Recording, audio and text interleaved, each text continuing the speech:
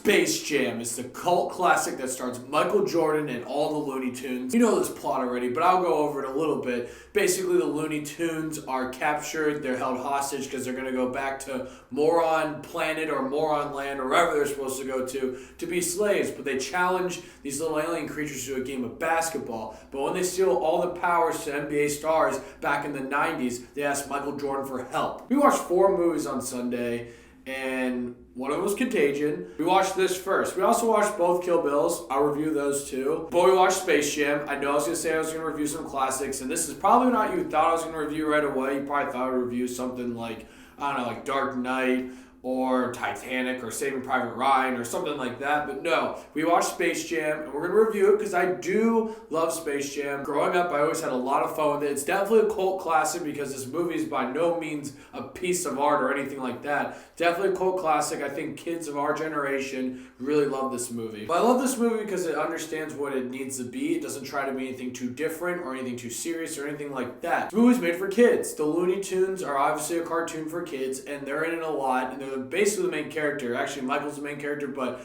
they're basically the main characters too. Michael Jordan does a great job in this movie. He does a great job acting. He pokes fun at the whole baseball thing, which is surprising to me because what I heard, he was kind of a dick about that. He didn't like anyone talking about that, or he didn't even like anyone bringing it up or making fun of him for it. So I'm surprised that he rolled with some of the jokes in this movie. I also like the subtle message in this movie, how basically it's about finding yourself. Michael was trying to be this baseball player, but then he realizes that deep at heart, he's just a basketball player. And surprisingly, for the most part, the CGI and the effects hold up pretty well. I'm surprised in the movie coming out around that time. Yes, they had Who Framed Roger Rabbit, which is about the same scale of like how the effects look, even though Who Framed Roger Rabbit is a way better movie. But I will say the whole sequences when Michael's like at the arena playing against the Monstars, it looks a lot better than Who Framed Roger Rabbit when he goes to Toontown. The surprise looks pretty well, but there are parts though where the CGI and stuff does not look very good at all. You can mark it off as them doing that on purpose because it's Looney Tune-ish and stuff, but I swear there were parts where I was like, that does not look very good at all. Yes, this movie has a lot of plot holes. You can nitpick the shit out of this movie, but that's not the point. This is made for kids.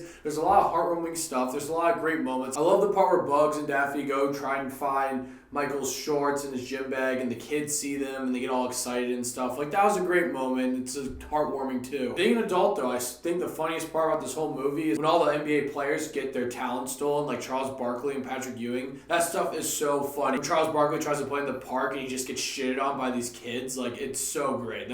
That's great humor. I thought that was awesome. There's like great iconic moments for like our generation. Not iconic moments like in movie history, but they're just iconic moments for us, like Michael's secret stuff on the water bottle, and then him stretching out at the end to make the final shot. That's all iconic stuff for us. It's a cult classic. But Space Jam, still love it to this day. I love watching that movie. It's a lot of fun, especially if you're a sports fan who loves basketball. Michael Jordan does a very good job, and surprisingly pokes fun at himself a lot. The Looney Tunes are funny. It's made for kids, but even as an adult, you still can have fun with the Looney Tunes and stuff. Some of the special effects surprisingly hold up pretty well, but some really don't. It's a lot of fun. It's a cult classic. It's no means by any sort of the word it's art. It's nothing like that, but it's still fun if you love basketball and you grew up with this movie. I'm going to give Space Jam a 7.